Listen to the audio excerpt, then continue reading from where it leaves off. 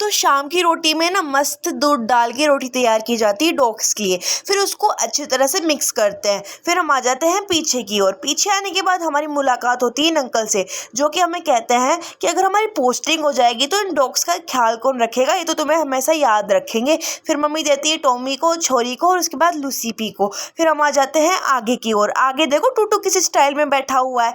फिर उसके आने के बाद मम्मी देती है शेरू को, टूटू को और पपीज़ को। और देखो तो ब्राउनी के लिए तो स्पेशली दरवाज़ा खोलना पड़ता है, क्योंकि महारानी जो है, और देखो कालू इसके पपी का कितना ख्याल रखता है, 24 घंटे इसी के पास रहता है, कैसे उसको चाट रहा है। तो अगर वीडियो अच्छी लगी हो तो लाइक एंड शेयर और सब्सक्राइब तो करके ही जाना। जय श्री